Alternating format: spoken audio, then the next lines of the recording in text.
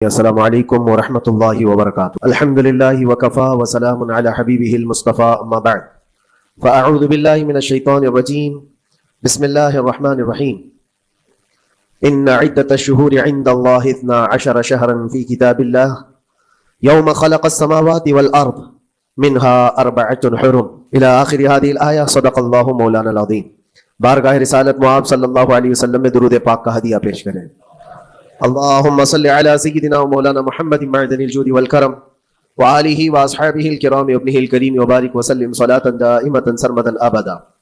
اللہ عز و جل اپنے کلام مقدس میں فرماتا ہے، بے شک اللہ کے نزدیک گنے ہوئے شمار کیے ہوئے جو مہینے ہیں وہ 12 ہیں، اور ان 12 مہینوں میں سے 4 حرمت والے مہینے ہیں، عزت والے مہینے ہیں، عظمت والے مہینے ہیں۔ وہ 4 مہینے کون سے ہیں؟ مسلسل ترتیب کے ساتھ ذوالقعدہ، ذی الحجہ اور محرم، اور 4تھا مہینہ رجب المرجب جس میں ہم اور آپ زندگی گزار رہے ہیں۔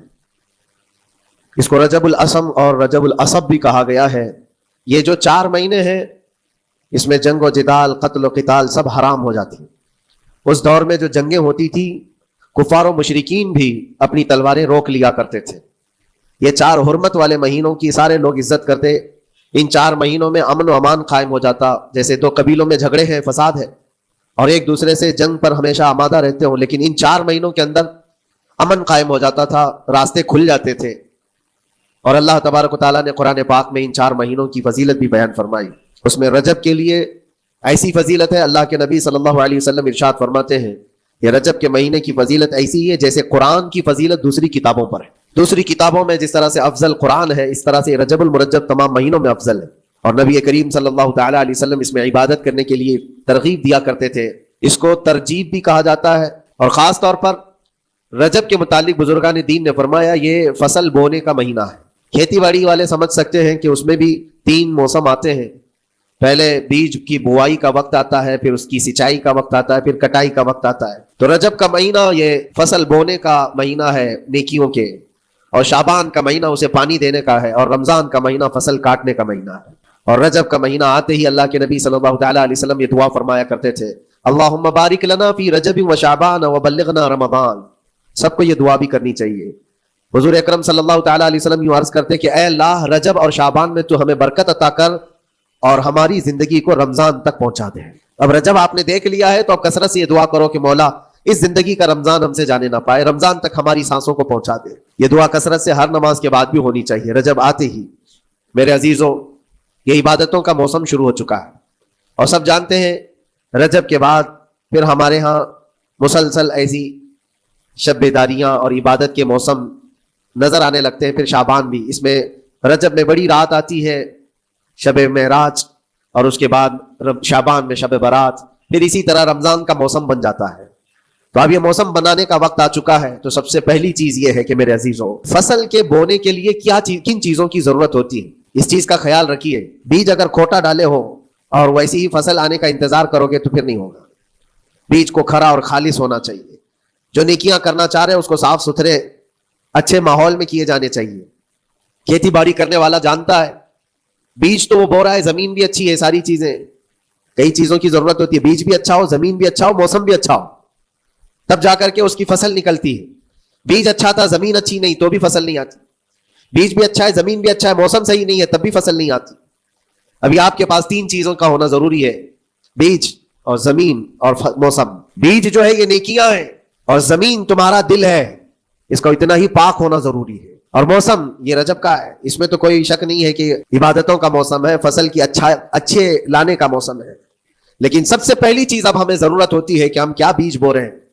شیخ سعدی رحمۃ اللہ تعالیٰ علیہ فرمایا کرتے کہ زمین میں ادرک بو کر کے گنا آنے کی امید تو نہیں کر سکتے، جو بویا ہے وہی اسی کی فصل آئے گی۔ لوگ عمل خیر کرے تو اس کا نتیجہ بھی خیر آئے گا، اور برائیاں کرے اور پھر رمضان میں یہ انتظار کریں کہ میں نے جو بویا ہے اس کی فصل آئے، تو ایسا نہیں ہوتا۔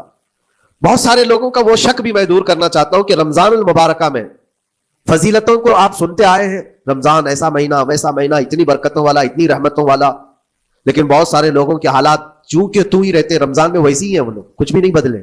تو اس میں رمضان کا قصور ہے کہ اس مہمان کا قصور ہے، اس انسان کا قصور ہے؟ وجہ یہ ہے کہ رمضان المبارکہ یقیناً اتنی برکتوں اور رحمتوں اور سعادتوں لے کر کے تو آتا ہے، لیکن تمہیں 2 مہینے پہلے سے کہا گیا تھا کہ فصل کے لیے تیاری کرو، تم نے بیج نہ بوئے، اپنی زمین کو صحیح کیا ہی نہیں. پھر رمضان میں جو بارش ہو رہی ہے اس کا فائدہ کیا ہے؟ روڈ پر 10 سال بھی بارش برسے وہاں پر کوئی فصل نہیں آئے گی، کیونکہ وہ زمین سخت ہے اور بیج بونے کے قابل بھی نہیں ہے.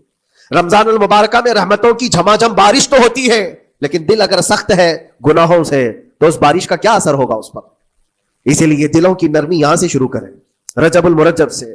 اس کی راتوں میں اللہ رب العزت کو پکارے، مناجات کرے، عبادتوں کے لیے کچھ دن تو خاص کر لیں.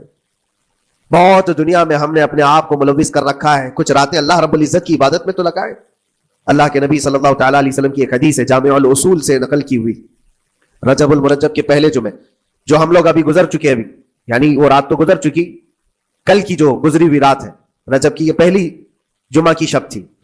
اس کے متعلق روایت ہے کہ 12 رکعتیں جو مغرب کے بعد سے لے کر عشاء کے درمیان پڑھتا ہے، اللہ کریم اس کے تمام گناہوں کو معاف کرتا ہے اور اس سال اس کو پورے طور پر ناگہانی آفات سے محفوظ رکھتا ہے، اور شیطان کے اس پر قابو پانے سے بھی اس کو اللہ محفوظ رکھتا ہے. تو یہ تھی تیاریاں، یہ ساری چیزیں ابھی سے تیاریاں ہونی چاہیے. رجب کے 3 دن آتے ہیں، یہ جو تاریخیں آتی ہیں اس میں روزے رکھو، اس کی بھی بڑی فضیلت ہے کہ تم تیاریاں ابھی سے شروع کر لو کہ رمضان المبارکہ میں اچھی فصل دیکھ سکے، ہمارے جسم کے اندر بدلاؤ آ سکے، ہمارے دل کے اندر انقلاب آ سکے. اور تیاری یہاں سے نہ کر کے صرف رمضان میں ہی امید لگائے بیٹھتا ہے تو میرے عزیزوں کچھ تو صفائی کی ضرورت ہوتی ہے. آپ نے اگر زمین خریدی کھیتی باڑی کی غرض سے اور گئے، وہاں جاتے ہی آپ نے سوچا کہ اس میں فصل آ جانی چاہیے، تو کسانوں سے پوچھو تو بتائیں گے آپ کو نہیں، زمین کو پہلے صاف کرنا پڑتا ہے، کچرے ہوں گے اس کے اندر بہت سارے، ہل چلاؤ یا کسی بھی طرح سے اس کو صاف کرو. صاف کرنے کے بعد پھر یہ بھی کسان کہتا ہے کہ زمین کو تھوڑا ڈھیلا کر دو، بڑے بڑے ڈھیلے ہوں تو اس کو توڑ دو اور مٹی نرم ہو جائے، اور اس کے بعد پھر کسان کہتا ہے تھوڑا پانی بھی چھڑکاؤ کرو، گیلی ہو جائے، تب جا کر کے تم اس پر بیج بو. میرے عزیزوں یہ رجب بیج بونے کا موسم ہے تو پہلے زمین کو ڈھیلا تو کر دو، زمین کے اندر جو کچرے ہیں اس کو نکال تو دو، دل کے اندر جو وسوسے بھرے ہوئے ہیں، گناہوں کے خیالات بھرے ہوئے ہیں، اس کو پاک تو کرو. اس کو پاک کرنے کے لیے اللہ کریم کی بارگاہ میں آ کر گڑ گڑاؤ، تمہارا ایک آنسو تمہارے تمام گناہوں کو اور اللہ کی غضب کو ٹھنڈا کر دیتا ہے. ہاں، ایک آنسو کا قطرہ تمہارے لیے اللہ کریم ہے، موتی سمجھ کے شان کریمی نے چن لیے قطرے جو گرے تھے عرق انفعال کے. امام غزالی رحمۃ اللہ تعالی علیہ نے لکھا ہے کہ آج اللہ تبارک و تعالیٰ کی رحمت کو اپنی طرف مائل کرنے کے لیے اگر تم کچھ کر سکتے ہو تو بس یہ ہے کہ دنیا رونے اور گڑ گڑانے سے نہیں مانتی، لیکن مولا کریم بندے کے ایک مرتبہ سجدہ کر کے اسے پکارنے سے فوراً قبول کرتا. موسیٰ علیہ الصلوۃ والتسلیم اللہ تعالیٰ سے پوچھتے ہیں، مولا جب تیرے بندے تجھے پکارتے ہیں تو اس میں نیک لوگ بھی ہوتے ہیں اور گنہگار بھی ہوتے ہیں، تو کیا تو سب کی پکار کا جواب دیتا ہے؟ توجہ، اللہ رب العزت فرماتا ہے اے موسیٰ میرے پکارنے والے بندوں میں نیکوکار بھی ہیں، گنہگار بھی ہیں. ہاں، نیک بندہ جب مجھے پکارتا ہے یا ربی تو میں جواب میں کہتا ہوں لبیک یا عبدی، اے میرے بندے میں حاضر ہوں، بتا تیری کیا حاجت ہے. پھر موسیٰ علیہ السلام پوچھتے ہیں کہ مولا یہ تو نیک بندہ جب پکارتا ہے تو کہتا ہے لبیک یا عبدی، اور جب گنہگار پکارتا ہے تب کیا کہتا ہے؟ رب تعالیٰ فرماتا ہے جب میرا گنہگار بندہ مجھے پکارتا ہے یا ربی تو میں اس کے جواب میں 70 بار لبیک یا عبدی کہتا ہوں. ایک بار پکارے 70 بار جواب. ایسا کیوں ہے؟ تو فرماتا ہے میرا رب نیکوکار کو اس کی نیکیوں پر بھروسہ ہے کہ اللہ معاف کرے، اور گنہگار کو صرف میری رحمت پر بھروسہ ہے. اس کے پاس ہے کچھ نہیں، اس کے آس پاس وہ نظر ڈالتا ہے میں نے کوئی ایسی نیکی رکھی نہیں ہے، صرف اللہ رب العزت کی رحمت ہے جو مجھے معاف کر سکتی ہے. وہ مجھ پر یقین کر کے پکارتا ہے، اس لیے اس کے سوال کا میں بار بار جواب دیتا ہوں. عزیزان گرامی وقار، اقبال نے سچ ہی کہا تھا ہم تو مائل بکرم ہے کوئی سائل ہی نہیں. یہ رب تبارک و تعالیٰ کی طرف سے ہے کہ اللہ تبارک و تعالیٰ کرم پر کرم کرنے کے لیے موقع عنایت کرتا ہے. یا بندے کو آنے کا موقع ہی نہیں ہے، بندہ آنا نہیں چاہتا ہے. اس سے پہلے کہ تمہارے ساری چیزیں بند ہو جائیں، دروازے ختم ہو جائیں، اللہ رب العزت کی بارگاہ میں آؤ اور اسے پکارو. یقیناً یہ تمام چیزیں تمہاری زندگی میں انقلاب لاتی ہیں، بہت بڑی تبدیلی لاتی ہیں. عزیزان گرامی، پھر میں یہ عرض کرتا ہوں کہ رجب کے اس مہینے میں دل کو نرم کرنا بہت ضروری ہے. دلوں کی سختیاں آج گناہوں کی طرف مائل کرتی ہیں. ہمارا دل سخت ہے یا نرم ہے اس کو پہچاننے کے کئی تھرمامیٹر دیے گئے ہمارے پاس. چیک کرو ہمارا دل کس پوزیشن میں ہے آج. امام غزالی فرماتے ہیں 3 علامتیں ایسی ہیں جس سے پتہ چل جاتا ہے انسان کا دل سخت ہے یا نرم ہے، بیمار ہے یا صحت یاب ہے. یہ ڈاکٹر لوگ اسکیننگ سے یا سونوگرافی سے نہیں بتا سکتے کہ تمہارے دل کی یہ کیفیت کیسے، اس کو اہل بصیرت سمجھ سکتے. فرماتے ہیں کہ اگر مسجد میں زیادہ دیر تک بیٹھ نہیں پاتا تو سمجھ لو اس کا دل بیمار ہے، اس کا دل سخت ہو چکا ہے، اس کو مسجد میں بیٹھنے نہیں دیتا. یہی دل ٹیلی ویژن کے سامنے 3 گھنٹے بیٹھے، اس کو کچھ بھی اکتاہٹ نہیں آتی، موبائل پر گیم کھیلتا رہتا ہے. 4 گھنٹے گزر گئے کہ 5 گھنٹے گزر گئے، اسے پتا ہی نہیں. آج ایک سروے کے مطابق ہر انسان جو موبائل چلاتا ہے اس میں 18 گھنٹے وہ بزی ہے دن کے. کئی جگہوں پر ایسے حالات آئے 18 گھنٹے دن میں ہوتے ہی ہے 24 گھنٹے، جس میں 6 گھنٹے اگر آرام کے نکالے تو باقی پورے 18 گھنٹے کیسے انسان بزی رہ سکتا ہے؟ اس میں کھانا بھی ہے، پینا بھی ہے، حاجتیں بھی ہیں. لیکن سروے کے مطابق یہ بھی بات آئی ہے کہ 18 گھنٹے کنزیوم کرتے ہیں. میرے عزیزوں، اس میں کوئی اکتاہٹ اور اس میں کوئی ملال نہیں آتا، بیزارگی نہیں آتی.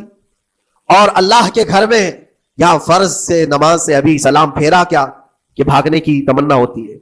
کئی جگہوں پر تو ایسا ہے. اسی لیے اللہ کے نبی صلی اللہ تعالی علیہ وسلم کی ایک حدیث میں سناتا ہوں. ارشاد فرماتے 2 چیزیں کسی منافق کے اندر جمع نہیں ہو سکتی. 2 چیزیں منافق آدمی کے اندر آ ہی نہیں سکتی.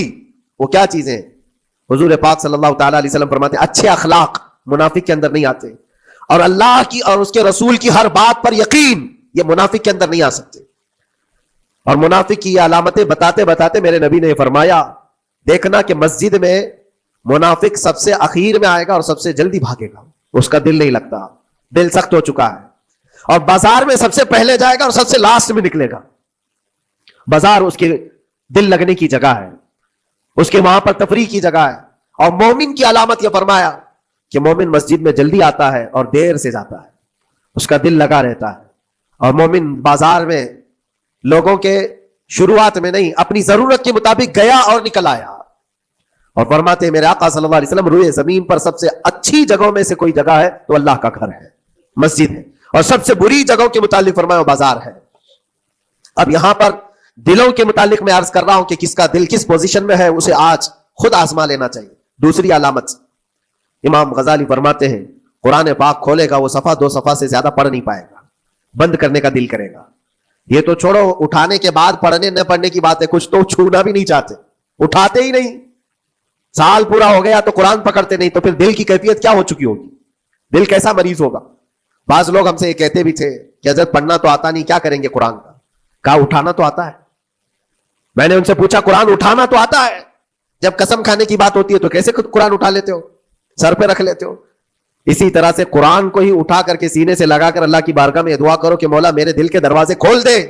اور قرآن کوئی سخت چیز نہیں ہے، اللہ وعدہ فرما رہا ہے ہم نے قرآن یاد کرنے کے لیے آسان بنایا ہے. کوئی یاد کرنے والا؟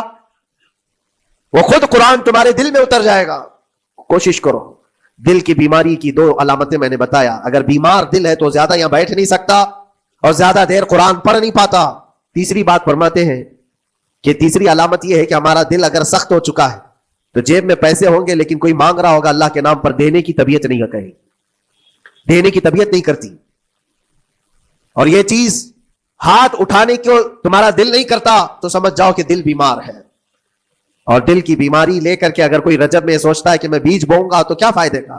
زمین سخت ہے، زمین سخت ہے اور اس پر بارش بھی ہوگی تو کچھ فرق نہیں پڑتا، فصل نہیں آئے گی. دل کو نرم کرو. اور ایک علامت میں بتاؤں، اور ایک علامت کہ دل نرم ہے یا سخت ہے، اس کی ایک علامت یہ بھی ہے، اللہ کا جب ذکر کرے، جنت کا جب ذکر کرے، جہنم کے عذابات کا ذکر کرے، قبر کے معاملات کا ذکر کرے، حشر کے سوالات کا ذکر کرے تو اس کی آنکھیں ڈبڈبا جائیں اور آنسو نکل آنے لگے. قرآن کی آیتیں سن کر کے اس کا دل ہلنے لگے اور آنسو آ گئے تو سمجھ جاؤ کہ اس کا دل نرم ہے. ابھی اس کا دل بیمار نہیں ہوا، ابھی اس کا دل بیمار نہیں ہوا. لیکن یہاں تو پوزیشن الگ ہے، سچویشن الگ ہے. ہم تو پتہ نہیں کن کن چیزوں میں رو لیتے ہیں لیکن اللہ کا کلام سنتے ہوئے کسی کے کان پر جوں بھی نہیں رینگتی.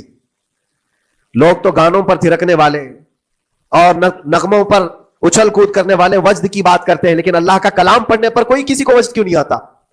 یہ ایمان کی علامت ہے. قرآن میں اللہ نے فرمایا اذا تلیت علیہم آیاتہ زادتہم ایمانا، جب اللہ کی آیتیں ان پر تلاوت کی جاتی ہیں مومنین پر ان کا ایمان بڑھ جاتا ہے. کیا آپ امام کے پیچھے قرات سن کر کے اپنے دل میں ہلچل محسوس کرتے ہیں؟ سننے کی طبیعت کرتی ہے. بلکہ ادھر نماز پڑھ کر کے جانے کے بعد آدھے گھنٹے کے بعد پوچھے آج پہلی رکعت میں کیا پڑھا تھا، دوسری رکعت میں کیا پڑھا، آپ کو پتہ ہی نہیں رہتا، یاد ہی نہیں امام صاحب کیا پڑھ رہے تھے. میں تو دکان کا حساب کتاب کر رہا تھا، کیا خبر ہے کہ انہوں نے کیا پڑھا.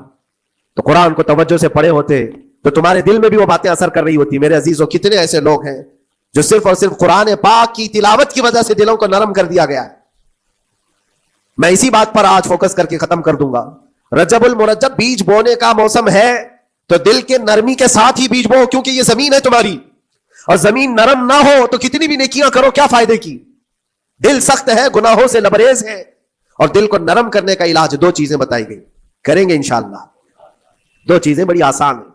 اگر دل کو نرم کرنا ہے تو 2 چیزیں فرمائی گئی, کثرت سے قرآن پاک کی تلاوت کرو یا کثرت سے میرے نبی پر درود پاک پڑھا کرو. 2 چیزیں کر کے دیکھو, تمہارا دل نرم ہو جائے گا. اور بھی دوسرے علاج بھی میرے آقا نے فرمایا.